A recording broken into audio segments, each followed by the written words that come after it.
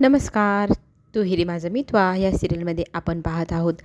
इथे आकाश फोन उचलत नसतो. त्याच्यानंतर कितीतरी वेळाने फोन उचलल्यानंतर आकाशसोबत इथे नम्रता भांडू लागते. मी कितीतरी वेळा तुम्हाला फोन कॉल केले, तुम्ही काहीही उचलले नाही. मी किती घाबरली होते. तर तो तिला विचारू लागतो, अगं मी कामात होतो, बाकी काही नाही. तर घाबरली का होतीस म्हणून तो प्रश्न विचारू लागतो. तर ती म्हणते, काही नाही, मला ना खूप हुरहूर लागली होती, तुम्हाला भेटावंसं बोलावंसं वाटत होतं. तर तो म्हणतो, बरं त्यात काय एवढं, आजच आपण भेटूया. तर ती म्हणते, नाही नाही, रात्र झाली, आत्ता नाही. तर तो म्हणतो, आपण गुपचूप जाऊया ना कुठेतरी बाहेर, आईस्क्रीम वगैरे खाऊ, थोड्या वेळाने तुला मी घरी नेऊन सोडेल. आता इथे नम्रता जायला तयार होती त्याच्यासोबत, पण आईला सांगायचं नाही असं तिने ठरवलेलं असतं.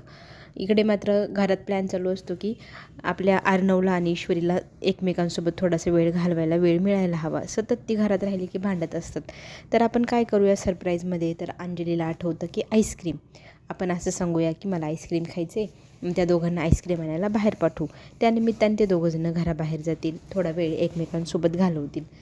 पण चिंटू काय ऐकणार नाही आणि तो ऐकणार नाही म्हटल्यानंतर काय युक्ती करावी. मग इकडे आयडिया सुरू होतात आजीच्या, मामाच्या.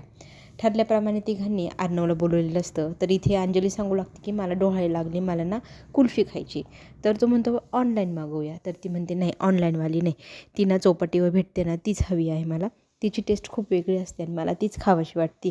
तर इथे अर्णव ऑनलाईन मागवायचं म्हणू लागतो. तर ती म्हणते, नाही द्यायची असेल तर मला ती दे, नाही तर मग काही माझे डोहाळे वगैरे पुरवू नको, तू काय माझ्यावर प्रेम वगैरे करत नाही, माझे उगाचच लाड करत नाही. असं सगळं अंजली रागाभरते, रुसते. हे पाहिल्यानंतर लगेचच इथे आपली ईश्वरी म्हणू लागते की ताई हे नाही जाते तर ठीक आहे, मी जायला तयार आहे, मी तुम्हाला आईस्क्रीम आणून देते, तुम्हाला जी हवी ती कुल्फी मावा ती आणून देते. तर ती म्हणते, तू एकटीच का जाणार, तू एकटीने जबाबदारी घेतली का माझीवाली मला खुश ठेवायची, माझ्या भावाचं काही कर्तव्य आहे की नाही. तर इथे मोठी मोठी डायलॉग मारू नका असं म्हणत अर्णव त्यांना म्हणतो की जातो मी, तुम्ही ना खूपच बडे बडे डायलॉग मारायला लागले. तर आजी म्हणते, एकटं जाऊ नकोस, तर सोबत कोणाला तरी घेऊन जाय. तर सोबत कोणाला, तर इथे तू ईश्वरीला घेऊन जाय असा हट्टच आजी अर्णव समोर करते. तर अर्णवला आता आजीच्या हट्टापुढे काही बोलता आले नाही, कारण 3-3 स्वर एकाच बाजून लागत आहे. आणि इथे अर्णवच्या लक्षात येतं की हे सगळेजण मिळून मला मुद्दाम असा त्रास देत आहे, ते पण ईश्वरीसोबत जायला. तर तो जायला तयार होतो. इकडे आपली नम्रता घरात पहिल्यांदा आईच्या विरोधात काहीतरी करायला निघाली. तिच्या आईला न सांगता ती बाहेर आईस्क्रीम खायला निघालेली असते आणि देवापुढे हात जोडून माफीही मागते की माफ कर देवा, मी आईच्या मनाच्या विरोधात पहिल्यांदा काहीतरी असं करते वेगळंसं. आणि बाहेर आकाश जाऊन पोचलेला असतो आणि आकाश कॉल करत असतो. तर ती कॉल उचलते आणि सांगते, सर येते मी, तुम्ही काळजी नका करू, 2च मिनटात आले. असं म्हणत ती दबक्या पावलांनी हळू आई कुठे आहे की नाही पाहिलं, आई रूममध्ये तिचं लक्ष नाही, पाहिल्यानंतर ती हळूच बाहेर जाते. इकडे बाहेर तर आकाश तिची वाट पाहतच असतो, तिच्याकडे खूप प्रेमाने तो पाहत असतो. त्याला असं झालं, मी कधी माझ्या मनातलं तिला एकदाच सांगेल आणि कधी नाही. आणि दोघांची हुरहुर सारखीच आहे. दोघंही आईस्क्रीम खायला नेहमीच्या चौपाटीवर जातात. तिथे आईस्क्रीम खाण्यासाठी आम्ही आणि इशू आल्यानंतर काय काय करतो, सगळ्या गमती गोष्टी इथे आकाशला आपली नम्रता सांगत असते. इकडे ना अर्णवचे फार नाटकं असतात की मी मोठी गाडी घेऊन जातो, तर नाही, मोठी गाडी ट्रॅफिकमध्ये अडकेला असं तसं म्हणत अंजली म्हणते, तुम्ही दोघंजणं 2 व्हीलरवरतीच जा. तर ती मला चालवता येत नाही, मग मी नाही असं म्हणत पुन्हा टाळाटाळ अर्णव करत असतो. तर ईश्वरी म्हणते, ठीक आहे ताई, मी आहे ना, मीच चालवते, मीच सगळं करते, कशाला यांना पाठवतं, माझ्या ताईची इच्छा आहे मी पूर्ण करेल, तू कोण मला सांगणारे मी काय करायचं आणि काय नाही, मीच जाईल माझ्या ताईसाठी कुल्फी आणायला. तर दोघंही गाडीवर बसतात. मुद्दाम अर्णवला गाडी चालवतेच नाही असं तो करतो आणि तिला पाडण्याची ॲक्टिंग करू लागतो. आजी त्याला रागवते की शांततेत हळूपणे जा, आणि मग तो गाडी घेऊन निघत जातो. इकडे आकाश आणि नम्रता कुल्फीच्या खूप साऱ्या गोष्टी एकमेकांना सांगत असतात. नम्रता ईश्वरीसारखी बडबड करत असते, ईश्वरीसोबत काय काय तिने केलेले पराक्रम सगळे सांगत असते. आणि आकाश हसत असतो आणि बघता आकाश तिच्याकडे खूप प्रेमाने पाहतो आणि अलगदपणे त्याच्या गुडघ्यांवर बसून तो इथे आता प्रपोज करतोय नम्रताला. आणि नम्रताला विचारतो, विल यू मॅरी मी. आणि इथे आपली नम्रता ह्याच गोष्टीची तर कितीतरी दिवसांपासून वाट पाहत होती. ती गोष्ट आज फायनली घडली. तिला इतका आनंद होतो, तिच्या डोळ्यातनं आनंदाचे अश्रू येऊ लागतात आणि ती हो म्हणते. त्याला हो म्हटल्यानंतर तो स्वतःच्या बोटातली अंगठी काढतो आणि आपल्या इथे आपल्या नम्रताच्या हातामध्ये घालतो. नम्रताला इतका आनंद होतो, ती डोळे पुसू लागते. इकडे आपले लवली कपल नेहमीप्रमाणे भांडतच असतात, सगळ्या रस्त्यांनी भांडण करत करत चाललेले असतात.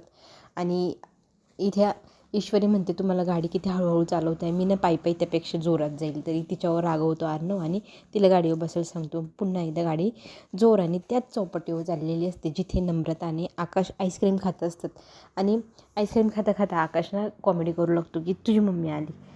आणि सुप्रिया काकू आली म्हटल्यानंतर लगेच मागे वळून पाहते, खूप घाबरते. तर आकाश जोरजोरात हसू लागतो की मी तुझी चेष्टा केली. 2-5 मिनिटांनी लगेचच तिथे आपल्याला नम्रता इकडे पाहते की अर्णव आला आहे आणि त्याच्यासोबत ईश्वरी पण आहे. तर तो म्हणतो, असं कसं शक्य आहे, तू मुद्दाम करते ना, दादा आणि वहिनी घरी आहे मला माहिती आहे. तर ती म्हणते, नाही सर मी चेष्टा नाही करत, ते खरंच आले. मग तो बघतो आणि म्हणतो, बरं मी दादाला सांगून देतो, मला तू खूप आवडते. इथे नम्रता त्याच्या हाताला धरते. गाडीच्या पाठीमागे दोघंजणं जाऊन लपून बसतात. इकडे आपली भांडणारी लवली कपल जी आहे ती दोघंजणं मिळून आईस्क्रीम खरेदी करतात. आणि घरी जायच्या वेळेला ईश्वरी हट्ट करते की मी एवढं स्लो मोशनमध्ये तुमच्यासोबत काही घरी येणार नाही, तुम्ही खूप हळू चालवते, तोपर्यंत आपली कुल्फी पण मेल्ट होऊन जाईल, मी तुम्हाला फास्टमध्ये घेऊन जाते माझ्यासोबत, तिथे पाठीमागे बसा. तो बसायला तयार नसतो. तर आईस्क्रीम कुल्फी आपली विरघळून जाईल, मग काय उपयोग आपल्याला नंतर. मग तो मागे बसायला तयार होतो. अंजली ताईच्या आनंदासाठी तिला कुल्फी खायची म्हटल्यानंतर तो प्रत्येक गोष्ट सहन करायला तयार होतो. ईश्वरीच्या मागे तो बसतो, एकदम घट्ट पकडा सर मला, नाही तर मी तुम्हाला पाडून देईल, असं जोरात ती गाडी घेऊन निघते. घरी पोचतात सगळेजण आनंदाने कुल्फी खाऊ लागतात. बघता बघता आजी म्हणू लागते की बघा 7वा महिना लागला आहे आपल्या अंजलीला आणि लवकरच तिची डिलेवरी पण होईल. इथे अर्णव म्हणतो, तिची डिलेवरी झाल्यानंतर आपल्या ताईचं बाळ कितीतरी लोकांच्या आयुष्यात कितीतरी गोष्ट बदलून टाकेल आहे की नाही, आणि आपल्याला किती आनंद देऊ शकतो, सगळ्यांचा काळच तो बदलून टाकणार. असं ज्यावेळेला तो राकेशकडे पाहून म्हणतो, तो राकेश त्याच्याकडे मोठी डोळी करून पाहतात. सगळेजण कुल्फी खातात, आपापल्या रूममध्ये निघून जातात. तर इथे राकेश अर्णवसमोर जातो. तर कसला विषय बोलत होता तू, कोणाचा काळ? तर तो म्हणतो, तुझाच काळ, लवकरच तुझं बाळ बदलणार. तर तो निघून गेल्यानंतर इथे राकेश म्हणू लागतो की चिंटुकल्या, तो काळ माझा नाही तर तुझा बनून येणार, माझा मुलगा तुझ्या आयुष्यात येणार, तुझी सगळी प्रॉपर्टी माझ्या नावावर करून देणार.